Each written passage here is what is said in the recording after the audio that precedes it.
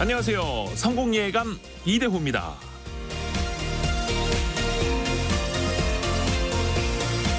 유독 콧대가 높은 기업들이 있습니다.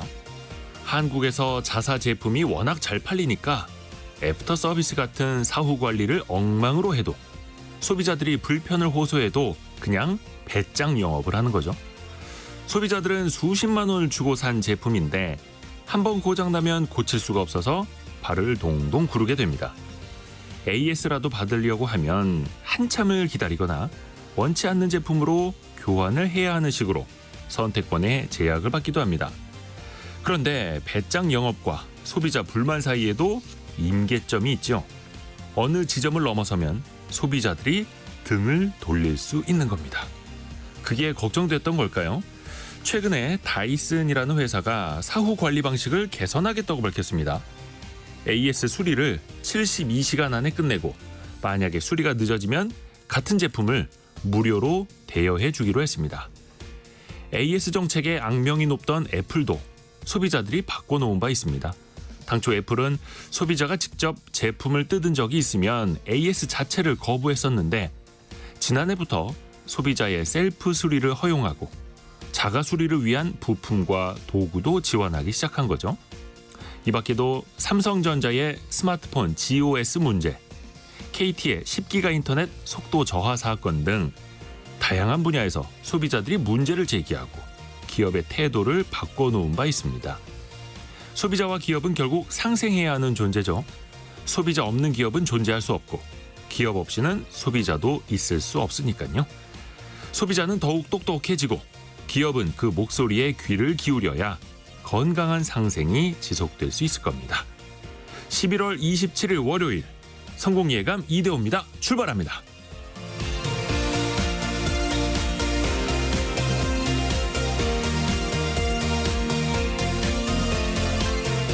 안녕하세요. 이대호입니다.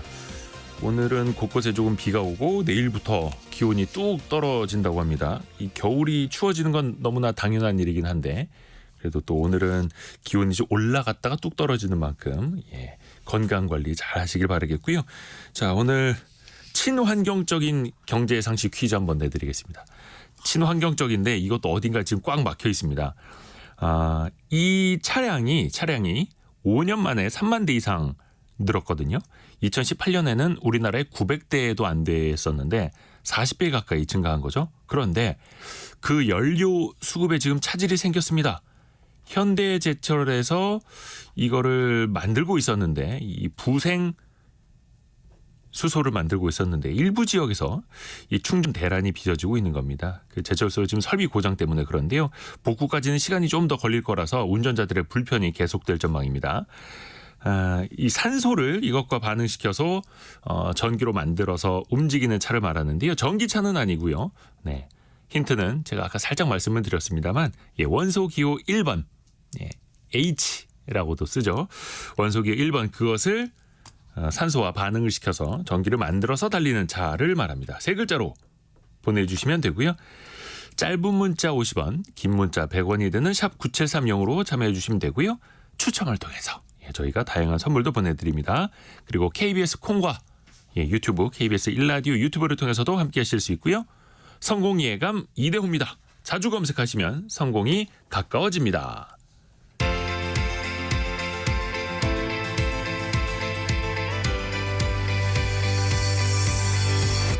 KBS 1라디오 성공예감 이대호입니다. 많은 분들이 지금 오답과 정답을 막 섞어서 보내주고 계셔가지고 아이고 전기차라고 보내주신 분들이 많구나. 9007님이 9007님이 가장 먼저 정답 세 글자를 보내주셨습니다. 고맙습니다. 오늘의 경제 뉴스 해담경제연구소 어예진 소장, 동아일보의 백상경 기자 함께합니다. 안녕하세요. 안녕하세요. 우선은 어예진 소장 아이템부터 들어볼까요? 네, 지난 3분기 가계 동향 조사에서 1인 가구 소득만 줄어들었다는 결과가 나왔습니다. 이 얘기 해보고요. 내년에도 세수가 6조 원가량 부족할 것으로 예상되는 가운데 국회에서는 각자에게 유리한 예산은 증액하고 불리한 예산은 감액하는 모습들이 나오고 있습니다. 이 소식까지 전해드리겠습니다. 백상경 기자는요. 네, 홍콩 H지수에 연계된 주가 연계 증권 ELS 상품에서 40%대 원금 손실이 잇따라 발생하고 있다는 소식입니다. 또 뻥튀기 공모가 논란이 좀 불거져 있는 파두 방지책이 지금 제시가 좀 되고 있는데요. 이것 좀 간단하게 정리를 해볼 거고요. 다음으로는 아동 급식 카드의 편의점 결제액이 증가하고 있다는 소식까지 전해드리겠습니다. 네, 자 어혜진 소장 소식부터 자세히 한번 들어볼게요. 네. 1인 가구 소득이 줄었다고요? 네, 그렇습니다. 그 통계청 가계 동향 조사에 따르면 지난 3분기 1인 가구의 월 평균 소득은 278만 원으로 지난해 같은 분기보다 2.4% 감소한 것으로 집계됐습니다. 반면에 2인 가구는 평균 소득이 6.9% 늘었고 3인과 4인 이상 가구도 각각 3.1%, 10.6% 늘었습니다. 제가 통계표를 좀 들여다봤더니 이전 분기인 2분기와 달리 1인 가구의 사업소득과 재산소득 감소가 각각 마이너스 15%씩 크게 감소한 것이 결정적 원인으로 보이는데요. 통계청은 사업소득 감소의 경우에는 이 농업에 종사하는 1인 가구가 영향을 미친 것으로 봤는데 여기에 조금 더 설명을 드리면 이제 농가의 사업소득이라는 게 결국에는 농사잖아요. 네. 그러니까 농사를 안 짓거나 못 짓는 경우가 더 늘어난 겁니다. 소득 부분에서는 세금, 연금, 사회보험료 등을 제외한 이 처분 가능 소득 역시 1인 가구만 감소를 했습니다. 1인 가구의 처분 가능 소득은 217만 원으로 지난해 같은 분기보다 2.9%가 줄었는데 2인, 3인, 4인 이상 가구에서는 오히려 늘었습니다. 근데 사실 1인 가구가 뭐 집도 그렇고 고정 비용이 뭐 두세 명이 나눠서 쓰고 내는 것보다 조금 더 높을 수도 있잖아요. 1인 가구들은 조금 더 소비할 때 허리띠를 좀 졸라매야 될 수도 있겠네요. 네, 뭐 이미 지난 3분기부터 생활에 꼭 필요하지 않은 뭐 의류, 신발부터 약 8% 줄였거든요. 네, 해당 부분 지출이 2020년 4분기 이후 처음으로 마이너스 전환을 한 거고요. 외식비와 호텔 숙박료 등이 포함된 음식 숙박 지출료도 0.1% 줄었습니다. 이 부분 역시 11분기 만에 처음 감소 전환입니다.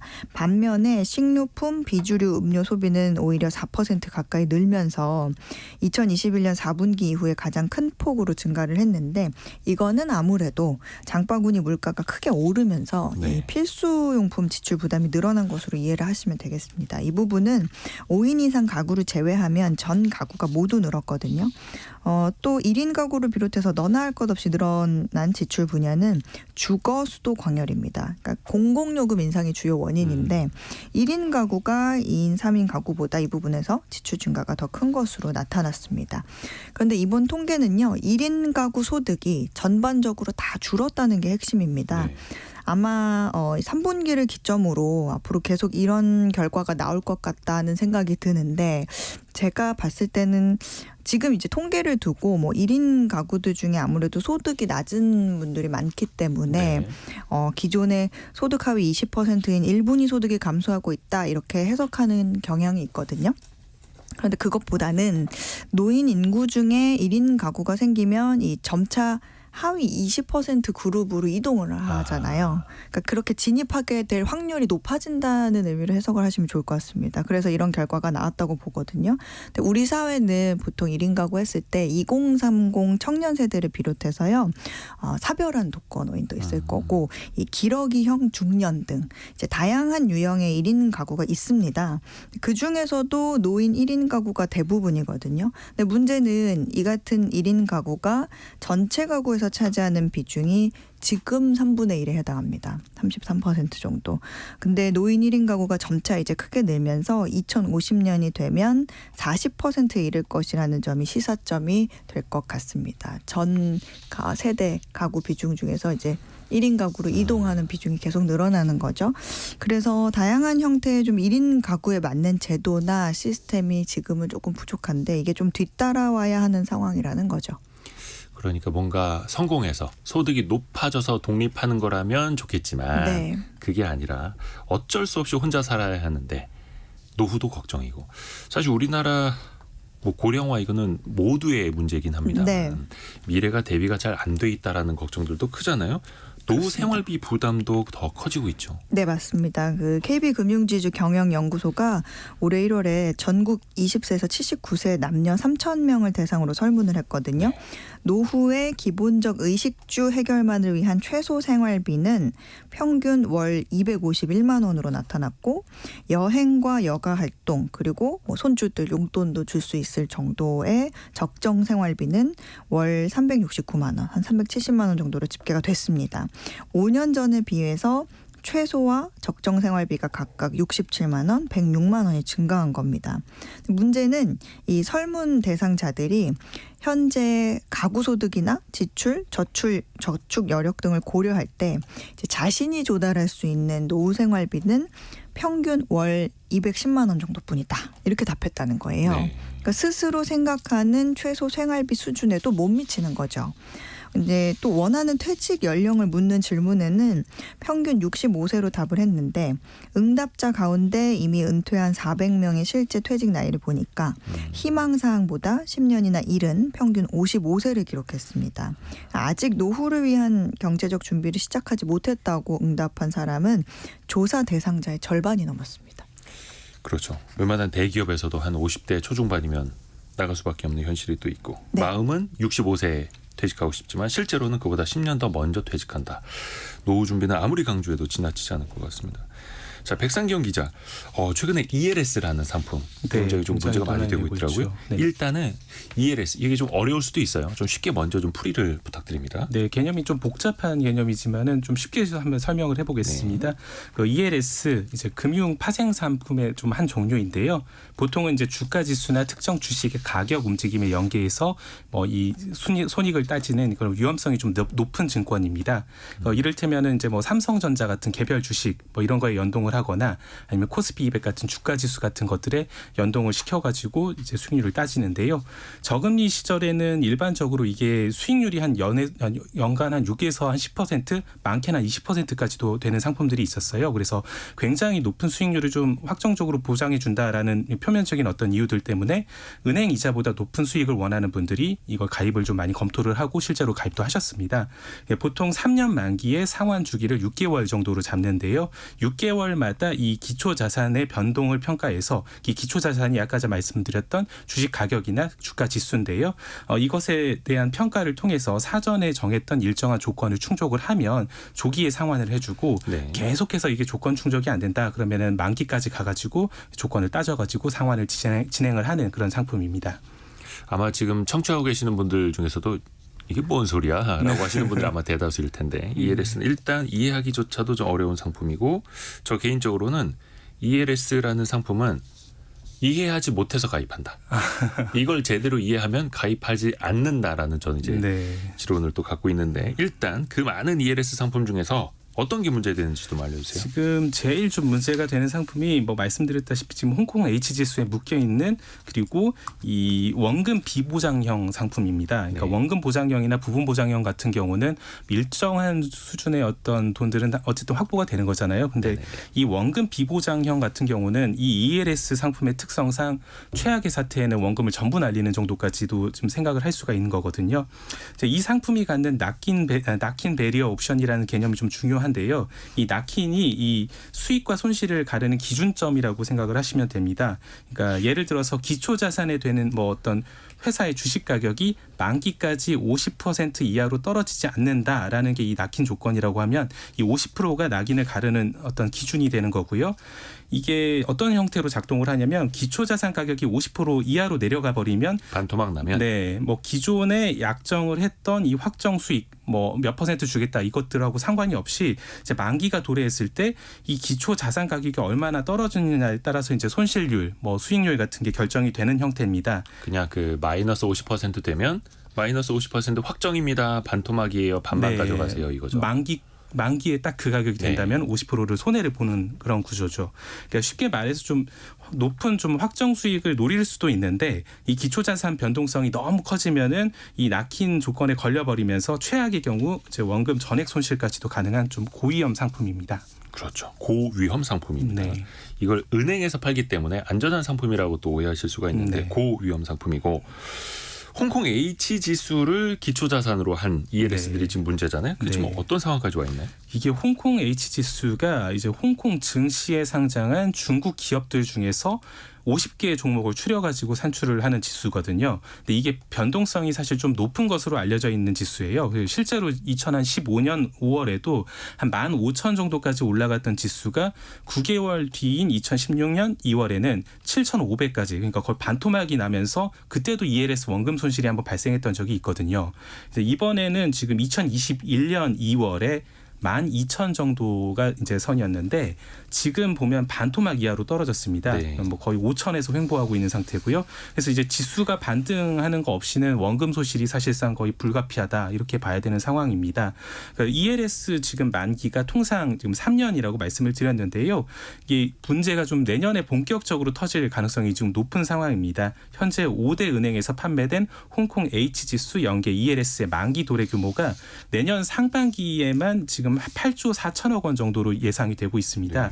그러니까 지금의 이 홍콩 H 지수가 유지가 될 경우 한 40에서 50% 정도 원금 손실이 불가피하다 이런 관측들이 나오고 있는데 이건 뭐 단순 계산으로 때려봐도 거의 3조 8,600억 원 정도의 손실이 발생할 것 같은 이런 상황입니다. 네. 8조 넘게 팔았고 그중에 절반의 손실이 네. 우려되는 상황이다. 이거 가입하신 분들 입장에서 당장 걱정 너무 많으시겠는데요. 그렇죠. 이게 아무래도 이제 고위험 상품인데 네. 또 H 지수도 변동성이 엄청나게 크고, 근데 이게 문제는 은행에서 이런 ELS 상품을 판매할 때 그 말씀해 주셨던 것처럼 이런 위험성을 충분히 지금 이해를 시켜주고 가입을 시키느냐 이거에 대해서 좀 의구심이 있는 상황이고요. 실제로 이것 때문에 손해를 좀 많이 보신 투자자들께서 이제 불안전 판매를 많이 주장을 하고 계십니다. 그러니까 ELS 특성상 이 목돈을 한 번에 중장기 투자를 하게 되는데 여기에 이제 좀 노후 자금 같은 목돈들을 조금 더 많은 수익률을 얻겠다라고 생각하고 은행에서 이제 뭐 상담을 받다가 가입하시는 경우들이 있거든요. 그래서 실제로 금감원에 들어온 민원 같은 것들을 살펴보면 은행에 가서 정기 예금을 가입하려고 나는 갔는데 이제 은행원이 이 상담 창구에서 예금보다 이게 이율이 더 높다. 이거 원금도 보장되는 안전한 상품이다. 이렇게 ELS를 소개받았다는 내용들이 좀 있어요. 그러니까 뭐 보면 상품 실제로 설명해주는 시간도 한 10분 안팎이고, 근데 이게 사실상 10분 안팎이 이해가 가능한 상품이냐에 대해서 많은 분들이 지적을 하시거든요. ELS는 또 이제 그동안 H 지수가 좀 수년간에 걸쳐서 쭉 내려오는 상황이었는데 사실 이걸 제대로 알려주지도 않고 이제 뭐 거의 만기가 가까워 오니까 이게 원금의 한 50% 정도밖에 안 남았어요. 뭐 이런 소식을 갑자기 통보받으니까 이게 지금 굉장히 가입하셨던 이제 투자자분들께서는 엄청난 날벼락인 거죠. 그래서 또는 이제 뭐 보면 고령의 부모님께서 은행 다녀오시더니 우리도 모르게 가입을 하셨다. 그래서 이제 불안전 판매를 당하셨다. 뭐 이런 사례들도 있고 좀 이런 부분들이 좀 많이 문제가 되고 있습니다. 은행권에서도 보면 이런 위험성들 하나하나 다 설명을 해주고 완전 판매로 다 진행을 하려면 뭐 사실상 한 상품 판매를 할 때마다 뭐 30분에서 1시간 정도 들 텐데 뭐 현실에서 실제로 그렇게까지 시간을 들여가지고 했겠느냐. 그래서 좀 불안전 판매 소지가 좀 다분할 수 있다라는 시각들이 좀 있습니다. 그래서 이제 금감원이 좀 나서서 지금 ELS를 가장 많이 판매를 한 국민은행부터 현장 조사를 진행 중이고요. 이제 5대 은행 그리고 진흥권사 등 전 금융권으로 조사를 확대한다는 방침입니다. 지금 7152님도 ELS 상품 가입한 게 있는데 원금 손실 40에서 50% 된다는 예상 문자 안내가 계속 오고 있어서 걱정입니다. 라고 보내주셨는데요. 제대로 좀 안내를 받고 가입을 하셨었어야 될 텐데 이게 또 나중에는 은행, 판매사와 소비자 간의 분쟁으로 또 엄청나게 이어질 수밖에 없고요. 이게 ELS라는 게 아마 설명을 들으셔도 어려울 텐데 그 내부 구조 이게 왜 문제가 됐는지, 심지어 작년 같은 경우에는 그 잘 나간다는 테슬라 주가를 바탕으로 한 ELS도 반토막 원금 손실 사태가 일어난 적이 있었거든요. 제가 그 Y스트릿에서 이걸 자세히 설명을 한 영상이 있으니까요. 혹시나 궁금하신 분들은 유튜브에다가 Y스트릿 ELS 검색을 해보시면은 조금 더 그 세부적으로 내부 구조를 좀 알아보실 수 있을 겁니다. 자, 어혜진 소장에게 갈게요. 네. ELS에 대해서 조금 더 말씀을 드리면 네. 지금 ELS 수익률이 지금 보통 7에서 8%라고 얘기를 하는데 네. 은행 금리가 지금 4% 정도잖아요. 그러니까 아마 여유 자금이 있으신 분들은 이 보통 은행 그냥 단순 예금이 아니라 ELS로 다 넣으셨을 거거든요. 그런데 홍콩 그 H 지수 같은 경우에 내년에 손실을 안 보려면 내년 상반기 중에 지금보다 한 30% 이상 상승을 해야 됩니다. 지수가. 지금보다 더 올라야 된다. 네, 그런데 그게 이제 코스피로 따지면 지금 한 2,500 정도 되잖아요. 네. 그게 내년 상반기 중에 3,200이 돼야 되는 거예요. 근데 이제 그게 사실상 좀 어렵죠. 네. 김문희님이 ELS 상품에서 원금 손실된 금액은 누가 가져가나요? 예, 그 소비자 가입한 사람의 몫이 되는 거죠. 자, 어혜진 소장 아까 소개해 준다고 했던 거. 네. 이 올해도 우리나라 지금 정부 세금이 예상보다 너무 안 거쳐서 거의 50조 원 가까이 덜 거칠 수 있다. 네네. 그런 예상이 나와서 걱정이 많은데 내년에도 세금이 덜 거칠 수 있다고요? 네, 국회 예산정책처에 따르면 내년 국세 수입은 361조 4천억 원으로 예상이 됐습니다. 근데 이거는 정부가 내놓은 내년 국세 수입 전망치보다 6조 원 적은 수치입니다. 이유를 봤더니 반도체 가격 하락 지속, 수입 원자재 수급 불안 등으로 내년 상반기에 그 법인세 실적 부진을 만회하기 어려울 거다 이런 판단 때문입니다. 그러니까 법인세 부문에서만 3조 원 가량이 덜 거칠 것으로 예상이 되고 또 소득세와 양도소득세도 뭐 1조 원 이상 덜 거칠 전망인데요. 양도세의 경우에는 이 고금리에 따른 대출 수요 제약으로 향후 부동산 거래량과 가격이 좀 충분히 회복되지 못할 거다. 이런 전제가 깔린 전망입니다. 이것 때문에 지금 정부 입장은요. 예산 증액은 없다. 이런 입장입니다. 그러게요. 지금 안 그래도 내년 예산은 그래서 어떤 부분에서 어떻게 다이어트를 시켜야 하느냐 고민이 많을 수밖에 없는데 근데 또 이게 막상 예산안이 국회 올라가면 네. 더 증액하자. 우리 지역구에선 더 필요하다. 이런 얘기 나오잖아요. 맞습니다. 좀 예를 좀 들어드리면 더불어민주당은 이제 윤석열 정부의 국정과제인 원전 생태계 정상화 관련 예산 1,800억 원이 넘는 규모의 금액을 지금 전액 삭감을 했습니다. 근데 네. 반면에 문재인 정부의 탈원전 정책과 관련한 신재생 에너지 보급 예산은 4,600억 가까이 늘려서 단독 처리를 한 상황입니다. 이재명 민주당 대표의 공약이었던 지역화폐 예산도 정부가 반대 입장을 여러 차례 밝혔지만 7천억 원이 증액됐습니다. 여당도 마찬가지입니다. 젊은 부부와 청년, 노인, 소상공인 등을 대상으로 한 40개 사업에서 예산을 증액하기로 했습니다. 여기에는 노인 임플란트 지원 확대, 소상공인 전기요금 특별 감면 뭐 여러 가지 예산 등이 담겼는데 이에 대한 예산 증액 규모는 또 공개하지를 않았어요. 네. 문제는 이게 좀 필요할 때 들어가고 뭐 줄이는데 줄이더라도 이게 이걸 뒷받침할 재원이 지금 부족하다는 겁니다. 정부도 예산 증액은 없다는 입장이고 만약에 증액을 하려 해도 국가재정법에 따라서 기재부의 동의를 받아야 합니다. 보통 이렇게 예산이 올라가면 국회에서는 말씀하신 것처럼 줄일 거 줄이고 늘릴 거 늘려야 되는데 지금 정부 상임위 예비심사 통과했어도 정부는 예결위 본심사를 거쳐야 하는 만큼 국회를 설득하겠다는 입장입니다. 자, 백상경 기자에게 다시 갑니다. 편의점을 이용하는 사람들은 많아지고 있는데 특히 저소득층 어린이들이 편의점으로 많이 간다고요? 네, 작년 기준으로 지금 전국 급식 지원 대상 결식 아동들 숫자가 28만 4천 명 정도 되는데요. 네. 이 아동들의 상당수가 아동 급식 카드를 사용하고 이게 이제 편의점에서 사용량이 늘어나고 있다. 이런 얘기입니다. 예, 편의점 업체별로 보면은 이게 한 10에서 15% 정도 매출이 늘어난 걸로 집계가 됐고요. 구체적인 숫자까지 다 공개를 하지는 않았지만 뭐 GS25 같은 경우는 뭐 급식 카드 결제액 증가율이 재작년 한 8%에서 올해는 15%로 좀 많이 뛰었고요. 거의 2배가량 뛰었네요. 그리고 CU 같은 경우는 작년 9.9%에서 올해 10.1%로 소폭 이렇게 좀 증가를 좀 했습니다. 그러니까 이러한 급식 카드 좀 편의점 결제액 같은 경우는 이제 코로나 사태 때 이제 휴교가 좀 뭐 있고 단축 수업 이렇게 하면서 학교 급식들이 제대로 좀 작동을 못했잖아요. 그래서 이제 그 이후로 좀 대폭 늘어났고 지금 계속 좀 매년 증가세를 보이는 상황입니다. 뭐 이게 참 좋은 소식이라고 해야 될지 뭐라 해야 될지 참 모르겠는데 일단 결식 아동들이 이용할 수밖에 없는 이유를 좀 더 살펴보자면요. 네, 이제 좀 주된 요인 같은 경우는 이제 아무래도 물가 상승입니다. 물가 상승하고 외식비가 좀 올라가고 이러다 보니까 또 이제 어쨌든 좀 적은 돈으로 많은 것들을 먹을 수 있는 편의점 쪽으로 향하게 되는 거고요. 또 근본적으로는 이제 보면 이제 뭐 지금 1차적으로 보면 지자체가 급식카드 지원금을 지금 늘렸거든요. 네. 그러니까 아무래도 물가가 좀 오르다 보니까 복지부에서 이제 올해 권장한 급식 단가를 끼니당 8,000원에서 네. 이 9,000원으로 그러니까 7,000원에서 지난해보다 1,000원 올려서 이제 8,000원으로 올렸고요. 네. 여기에 발맞춰서 지자체들이 좀 뭐 지원금을 늘리고 또 9,000원으로 올린 송파구 같은 사례도 있거든요. 네. 그러니까 이렇게 지원금이 들다 보니까 뭐 당연히 쓸 수 있는 돈이 많아지고 결제액도 늘어나는 흐름이 나타났고요.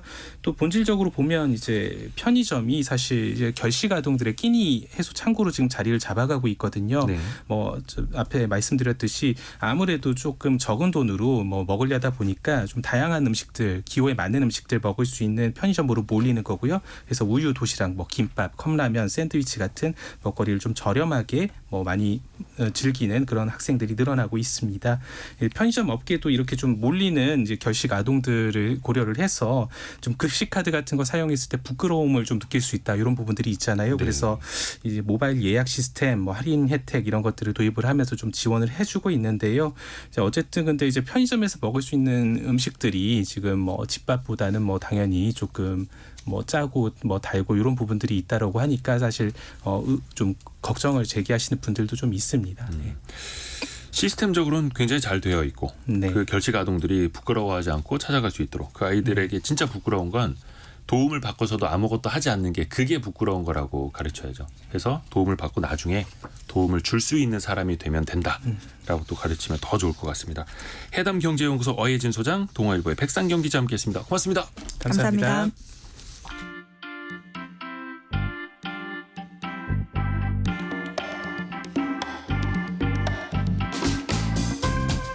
지금 여러분께서는 KBS 일라디오 성공예감 이대호입니다를 듣고 계십니다.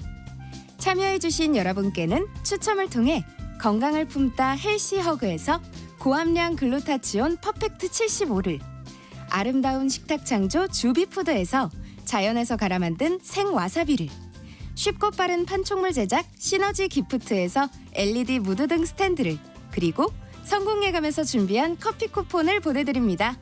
당첨자는 성공예감 이대호입니다 홈페이지에서 확인하세요.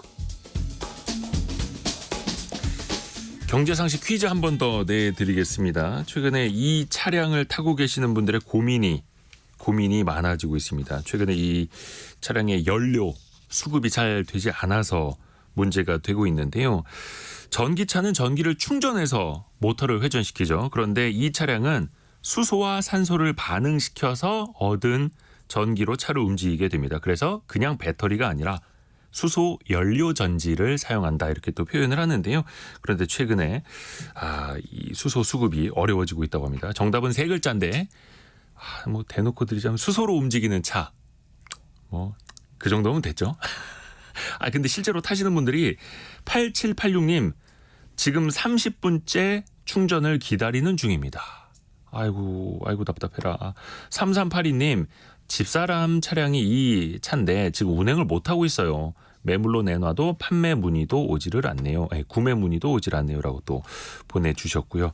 아이고 빨리 이 연료 수급이 좀 뚫리기를 바라겠습니다. 여러분이 생각하시는 정답 또 사연 짧은 문자 50원 긴 문자 100원 드는 샵 9730이나 KBS 콩으로 보내주세요. 오늘의 움직임에 주목하고 세상의 흐름을 놓치지 않습니다. 여러분의 내일을 응원하며 성공의 열쇠를 함께 찾아갑니다. 성공예감 이대호입니다. 누구나 세금은 내야 하는데 과연 세금은 좀 아껴서 낼 수 없을까? 좀 똑똑한 방법 없을까? 오늘 이 시간에 한번 들어보시면 좋을 것 같습니다. 슬기로운 세무생활 김철훈 세무사와 함께합니다. 안녕하세요. 안녕하세요. 그 참 많이들 헷갈리시는 게 우선은 가상계좌 번호라는 게 나오지 않습니까? 예. 그래서 어떤 은행 그 계좌 번호로 넣으세요. 네. 그럼 이게 국세청 건가? 이게 나만을 위한 무슨 번호인가? 내 계좌인가? 네. 조금 헷갈리거든요. 그 정의부터 좀 내려주시겠어요? 네, 예전에는 이제 세금을 납부하기 위해서는 세금 고지서, 납부서를 가지고 은행이나 아니면 세무서를 직접 방문해야 네. 됐는데요. 이제 최근에는 이제 가상 계좌번호라는 걸 가지고 이체하듯이 세금을 납부를 할 수가 있어요. 네. 근데 이 가상 계좌라는 건 사실상 실제로 존재하는 계좌는 아니고요.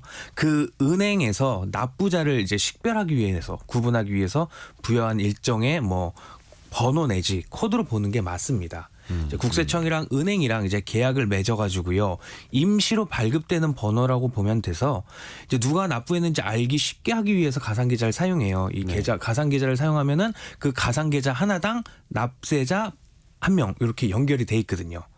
그래서 일반적으로 세금을 이제 신고를 한다든지 아니면 고지서가 날라오면 다 가상 계좌번호가 적혀 있고요. 뭐 개 중에는 안 나오는 경우도 있습니다. 이거는 이제 세금을 서면 종이로 신고를 한다던가 아니면은 제때 세금 납부를 하지 안 하고 늦게 납부하게 되면은 가상 계좌가 이제 소용없게 되는 경우가 있습니다. 이제 이럴 때는 홈택스에서 직접 본인이 가상 계좌 번호를 만들어서 납부를 할 수도 있고요. 아하. 아니면은 이제 세무서에 직접 전화를 걸어서 계좌 번호를 받을 수도 있습니다. 그 가상 계좌 번호가 언제까지 유효한지도 네. 꼭 알고 있어야겠네요. 예.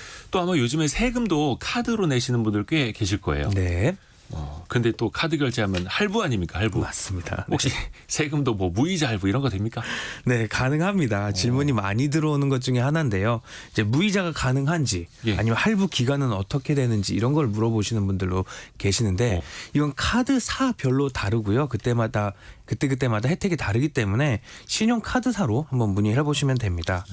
이제 신용카드나 체크카드로 납부가 가능한데 이제 심지어는 카드 포인트로도 신용카드 포인트로도 납부가 가능합니다. 이제 다만 알아야 되는 거는 소득세, 양도세, 뭐 부가세처럼 이런 국세는요. 납부를 이제 카드로 납부하는 납부 대행 수수료가 발생을 하는데 아하, 카드 수수료. 예. 신용카드 같은 경우는 0.8%, 체크카드 같은 경우는 0.5%예요. 그래서 신용카드로 세금을 100만 원을 내야 된다고 하면은 100만 8천 원을 납부를 해야 되는 거죠. 잠시만요. 원래 카드 수수료는 네. 가맹점에서 부담하잖아요. 맞습니다. 근데 가맹점이 네. 대한민국 정부 국세청 아닙니까? 맞습니다. 네. 그런데 소비자가 내야 돼요? 아니, 국민이 네. 내야 돼요? 가맹점에서 부담을 하는 거를 국민에게 전가를 하면은 이거는 불법입니다. 대신에 국가라는 가맹점에서는 네. 할 수가 있어요. 소비자에게 예, 세금 납부를 이제 수수료를 카드 대행 납부 대행 수수료를 부담시킬 수 있고요. 대신에 이제 지방세와 같은 경우는 수수료 부담은 없습니다. 그래서 이제 카드 결제할 때 납부 대행 수수료가 있으니 이 수수료 확인해서 세금 납부하는 게 중요하고요. 또 이미 카드로 결제를 했다고 한다면 세금을 납부한 세금은 결제 취소라든지 아니면 할부 계율수 변경은 안 되니까는 요즘 유의해야 됩니다. 아, 그러니까 세금은 결제 취소가 안 된다. 네. 그리고 카드 결제 수수료는 국세의 경우에는 네. 국민의 몫이다. 맞습니다. 예. 네. 가맹점에서 원래 부담하는 거지만 국세는 국민이 내야 된다. 오, 이거 저도 처음 알았습니다.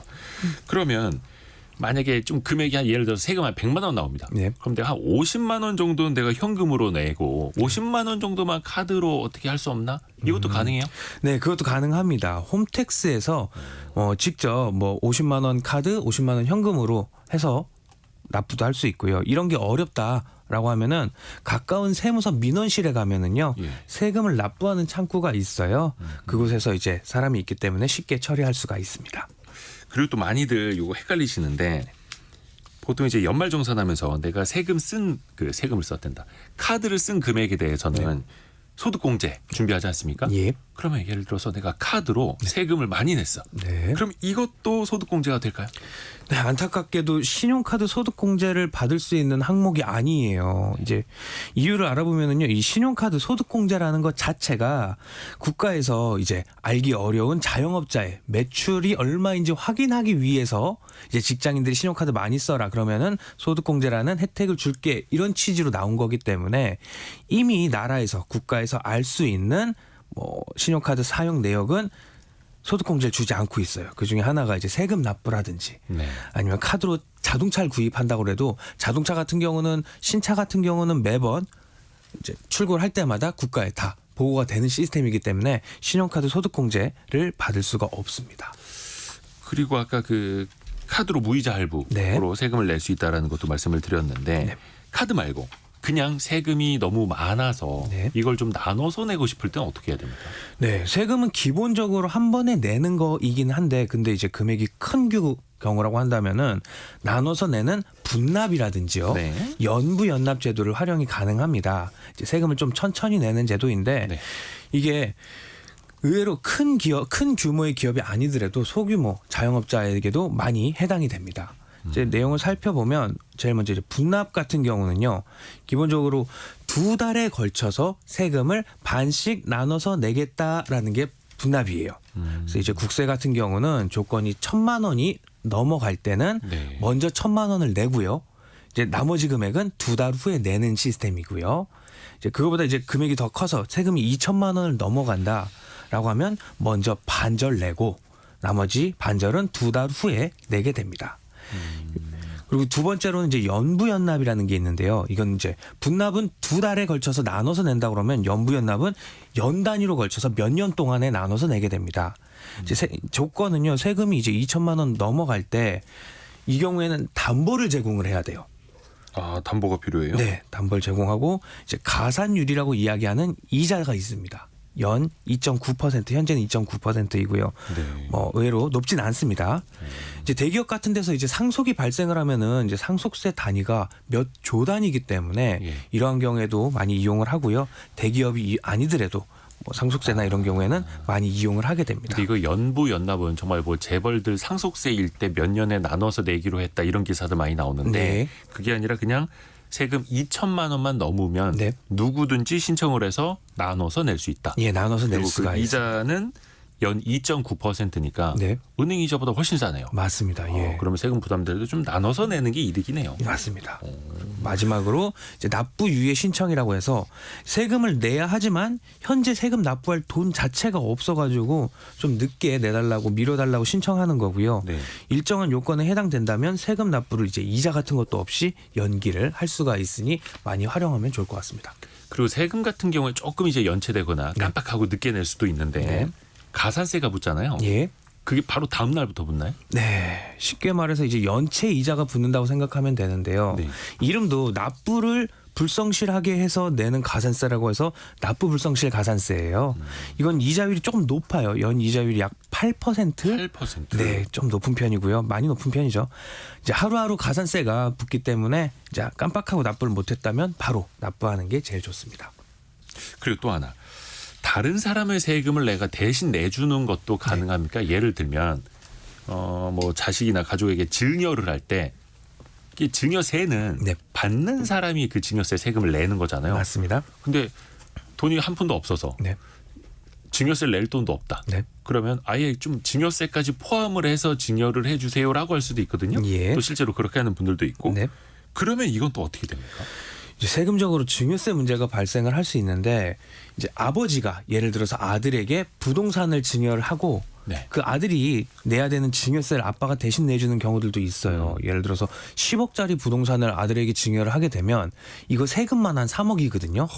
자녀가 이제 3억이라는 증여세를 부담할 수 있어요. 이 10억을 받을 수가 저 있는데. 현금 3억 있어야죠. 예, 그런 경우가 뭐 흔치 않죠. 그렇죠. 그래서 아버지가 이 세금까지도 대신 내주는 경우가 있어요.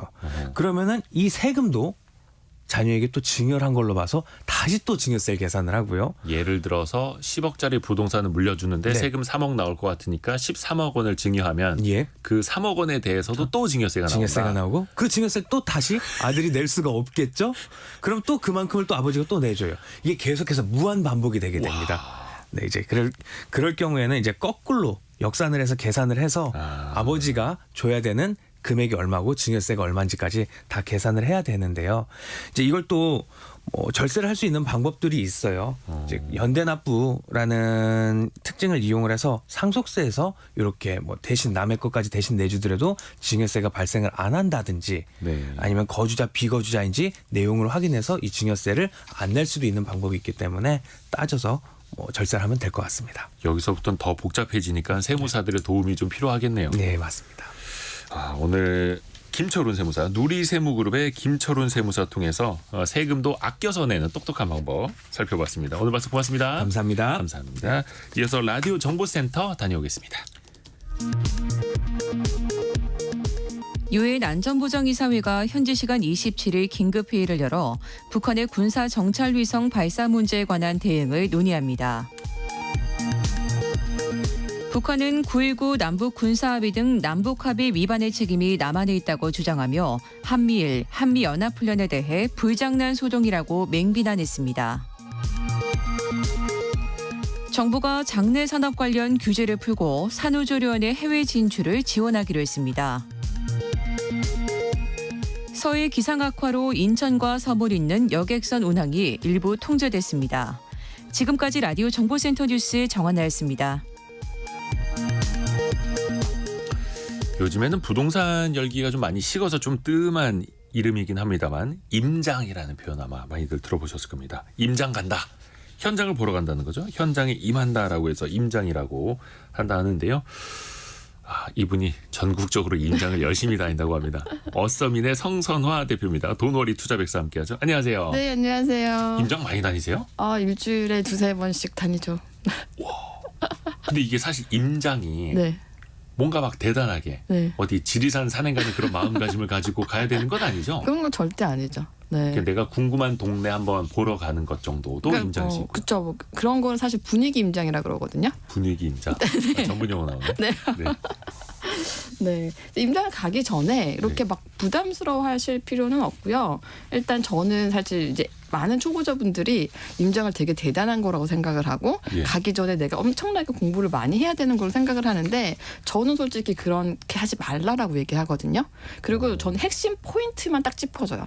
내가 만약에 이것만 알면 바로 임장을 갈 수 있다. 그거를 지금 제가 한 3가지, 4가지 정도를 말씀드릴 텐데 예. 예를 들어서 제가 최근에 갔다 왔던 단지를 좀 말씀을 드리면 이제 개포동에 있는 이제 신규로 입주하는 네, 대단지가 있거든요. 네. 네, 그 단지에 제가 갔는데 여기는 왜 가야 되느냐? 일단 지금 현재 시장에서 이 단지가 6,000세대가 넘는 입주장이다. 그럼 여기에 가격이 빠졌냐?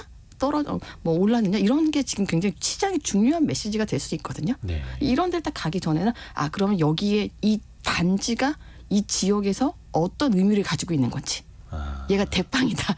얘가 앞으로 제일 잘 나갈래다. 이른바 대장 아파트. 그렇죠. 네, 그 대장이다. 그럼 이 대장의 시세는 얼마인가? 최근에 실거래가를 보면 이제 전용 84제곱미터로 한 27억에 거래가 되는데 실제로 현장에는 그런 매물이 있는지. 근데 기본적으로 알아야 될 거는 전용 84제곱미터의 가격을 알고 가야 돼요. 이게 우리가 얘기하는 국룰이라고 얘기하잖아요. 국평. 그렇죠, 맞습니다. 이제 국평의 시세가 어떻게 보면은 이 지역의 어떤 그런 게 바로미터가 되기 때문에 전용 5구보다는 전용 84가 기준이 되거든요. 그럼 전용 84제곱미터의 실거래가를 보고 최근 거래가가 얼마인지. 그거가 지금 가장 핵심이거든요. 네. 그리고 난 이후에 뭐 이 주변에 뭐가 좋아지는 건지, 어떤 개발 호재가 있는 건지, 앞으로 가격이 오를 건지 떨어질 건지, 뭐 요 정도의 어떤 뭐 우리가 교통 호재, 산업 호재, 뭐 이렇게 얘기를 하거든요. 상업 호재. 뭐 예를 들어서 교통이 뚫린다든지, 뭐 GTX가 생긴다든지, 안 그러면 뭐 신분당선이 연장이 된다든지, 아니면 요 주변에 뭐 대기업이 들어온다든지 이런 호재들이 있거든요. 그런 호재들을 이제 아주 핵심적인 부분만 딱 알고 그냥 출발을 하면 되지. 그거를 뭐 A4 용지 몇 장 몇 페이지로 해가지고 막 그렇게 하면 임장의 횟수가 줄어들거든요. 어려워진다. 네. 그래서 저는 최대한 임장을 갈 때는 정보를 송품으로 핵심만 딱딱 취재를 하지 그 나머지 것들을 너무 딥하게 가지 말아라. 그리고 어차피 현장에 가서 다 취재를 하면 되거든요. 그리고 저는 사실은 이제 임장이라는 것보다는 이제 부동산 기사 썼을 때처럼 사실은 취재한다라는 게 더 맞는 것 같아요. 그러니까 내가 너무 부동산의 어떤 느낌보다는 거기에서 그 현장에 대한 정보를 알아낸다. 네, 이렇게 좀 마인드를 바꾸면 임장이라는 게 굉장히 쉽게 느껴지지 않을까. 근데 이제 네. 말씀을 들어보면 네. 뭐 2-30억 원 하는 아파트를 사러 매주 다닐 거는 아닐 테고요. 네. 그렇죠? 네. 마음에 드는 아파트 15억이라고 해서 그 뭐 쇼핑하듯이 살 수 있는 거는 아니고요. 네, 네. 어떤 분들은 부동산 지역 보러 다니는 것 자체가 재밌다. 네. 그게 그냥 취미 생활이다라고 하시는 분들도 있더라고요. 네, 네. 그렇게 다닐 수도 있는 거죠. 그렇죠. 그리고 사실은 저는 어떻게 보면 이게 여행하고도 약간 밀접하다고 생각을 하거든요. 그러니까 제가 사실 여행을 남의 아파트로. 네. 그러니까 제가 이번 상반기에 했던 게 일주일 살면서 부동산 투자하기였었거든요. 그러니까 우리가 한 달 살기를 하잖아요. 근데 예. 어떤 지방에 투자를 할 때 그냥 뭐 몇 번 왔다 갔다 해서는 그 지역에 대해서 완벽하게 알 수가 없잖아요. 그렇게 되면 제가 일주일 동안 뭐 전 부산에도 있었고 뭐 광주에도 있었고 뭐 강원도에도 있었고 전국적으로 이렇게 일주일씩 살아보면 거기서 진짜로 이제 먹고 자고 생활을 한번 해보면 훨씬 더 잘 알 수가 있거든요. 근데 제가 그때 가서 느꼈던 거는 와 이게 진짜 우리가 여행 많이 다니잖아요. 네네네. 뭐 여행 가는 것처럼 이 지역은 어떻구나, 여기는 어떤 사람들이 있구나 이런 것들을 보면 상당히 재미가 있어요. 네, 우리가 같은 대한민국에 살고 있지만 네. 제가 전국을 돌면서 느꼈던 거는 와 정말 지역마다 특색이 다 다르다 이런 거를 느꼈습니다.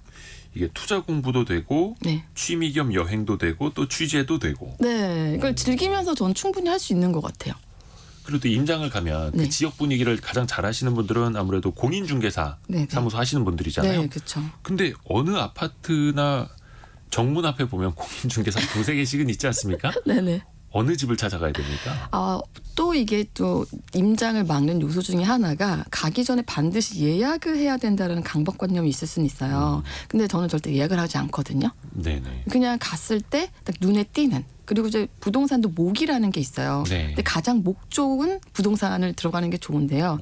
말씀하셨다시피 단지 앞에 있는 곳들 있잖아요. 네. 단지 앞에 있는 바로 옆에 있는 눈에 딱 띄는 그런 부동산으로 들어갑니다. 거의 편의점 바로 옆에 있는 그런 네. 데죠. 네.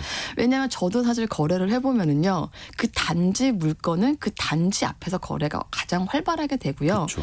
제가 대부분 제 물건을 팔거나 사거나 해줬던 집들도 단지 바로 앞에 있는 부동산이었어요.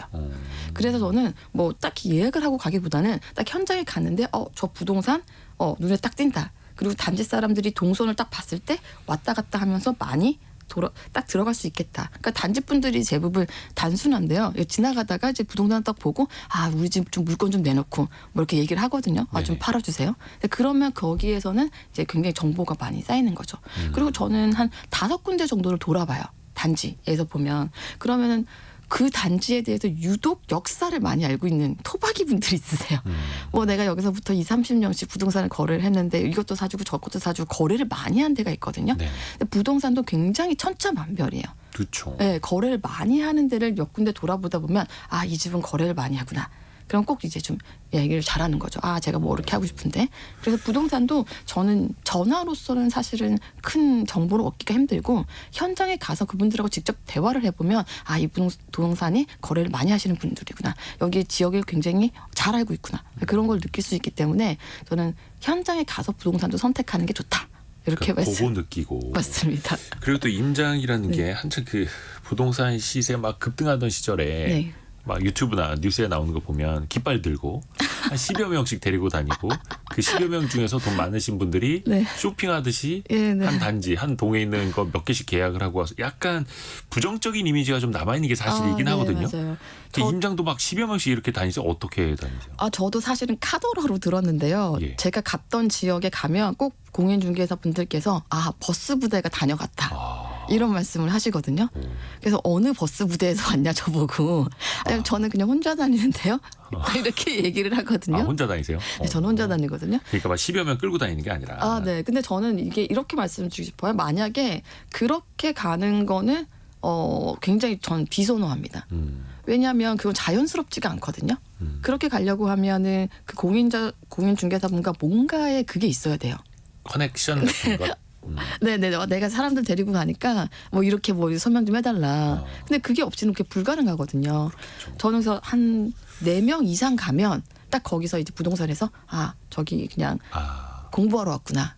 이렇게 느끼니까 저는 한 명, 2명? 요 정도가 최적의 숫자가 아닌가. 몰려다니면 안 됩니다. 또 이게 사람 마음이 네. 한번 예를 들어서 뭐 먼 지역까지 간다. 그러면 한 번 간 김에 집 최대한 많이 보고 와야지. 네. 또 이렇게 욕심낼 수도 있잖아요. 네네. 한 번 가면 한 몇 개 정도나 보고 오는 게 적당할까요? 저는 그래도 한 3개 정도는 보라고 말씀을 드려요. 3개도 사실 적은 편이긴 한데 그래도 한 3개 정도, 3군데 정도는 가야 되는데 이게 되게 중요한 게 제가 이제 처음 발품을 파는 사람들한테 더 들은 느낌은 어떤 거냐면 네. 3군데를 갔을 때 저는 똑같은 질문을 하거든요. 똑같은 질문. 네. 그러니까 3군데 다 똑같은 질문을 하는 거예요. 그럼 그 똑같은 질문에 대해서 ABC 부동산의 말이 다르거든요. 그러니까 A 부동산에서는 이렇게 얘기하고 B 부동산에서는 여기. 그러니까 만약에 예를 들어서 A 아파트가 좋아요. 그러면 그 어떤 부동산에서는 안 좋아요라고 얘기하고요. 어떤 부동산에서는 좋아요라고 얘기를 해요. 그럼 왜 안 좋은지, 왜 좋은지에 대한 어떤 근거들을 설명을 해주거든요. 그럼 곰곰이 생각을 해보는 거죠. 아, 이 부동산이 한 얘기가 맞나? 저 부동산 얘기가 한 얘기가 맞나? 이 정도로 보면은 이제 합리적인 어떤 수준이 나오는 거죠. 아, 이 사람은 왜 이렇게 얘기를 했겠구나. 저 사람은 왜 저렇게 얘기를 했겠구나. 약간 종합적으로 판단을 할 필요가 있기 때문에 한 군데만 가서 한 질문만 했다가는 굉장히 정보가 왜곡될 수가 있어요. 근데 보니까 한 부동산에서 한 정보를 얻었잖아요. 네. 그걸로 끝. 아, 이걸로 충분하다. 이렇게 생각을 하더라고요. 그러면 안 된다. 네, 그래서 다른 부동산에 가서 또 다른 질문을 하더라고요. 아. 네, 근데 그러면 안 되고 그 똑같은 질문을 여러 부동산에 가서 해야지 정확한 정보를 알 수가 있는 거죠. 아하. 그래서 할 말이 없다라는 얘기를 하는 게 똑같은 질문을 안 하니까 부동산에 가서 할 말이 없는 거예요. 왜냐면 이미 첫 번째 부동산에서 나는 다 정보를 알았다라고 생각을 해버리니까. 거의 그럴 수 있죠. 근데 그 정보는 완벽하지 않거든요. 아, 그래서 네. 똑같은 질문에 다른 답을 받으면 더 나을 수도 있는 거고요. 네, 맞습니다. 거기에서 내가 조각조각을 네. 끼워 맞출 수도 있는 거고요. 혹시 임장 다닐 때 네. 주의해야 될 점, 예를 들어서 이것만은 하지 말아라. 아, 네. 그리고 초보분들이랑 제가 많이 다닐 때 보니까 약간 좀 진짜로 이제 이런 것들 있잖아요. 사람이 만약에 내가 이제 공부하러 왔다라고 생각을 하더라도 실제로 좀 겉으로 보여줄 때는 그래서 내가 투자를 할 것처럼 좀 해야 되거든요. 네. 근데 대부분이 보면은 막 이렇게 수첩 같은 거를 가지고 와가지고 공인중개사 분들이 하는 얘기를 되게 모범생처럼 받아 적는 경우들이 있더라고요. 네네. 근데 그걸 제가 한 번만 본 게 아니라 여러 번 봤었어요. 어. 네, 그래서 아, 이런 실수를 하는구나. 그러면 상대방이 느낄 때 아, 이분은 절대로 집사러 온 사람이 아니죠. 그냥 여기 현장을 공부하기 위해서 온 사람인 거잖아요. 네네. 근데 굳이 그렇게 할 필요는 전혀 없다. 그런 실수를 가장 많이 하는 것 같고, 그래서 저는 이제 초보분들이랑 다닐 때 정말 자기 눈높이에서 투자를 할 수 있는 지역으로 가요. 1,000만 원, 2,000만 원으로 할 수 있는 곳들. 아, 그러니까 내가 실제로 매수할 수 있는 지역에 네, 그분들을 데리고 막 이제 비싼 데로 가잖아요. 안 그래도 초보인데 얼굴에서 다 티가 나요. 아, 나 공부하러 안 살 왔는데. 것 같은 사람인데.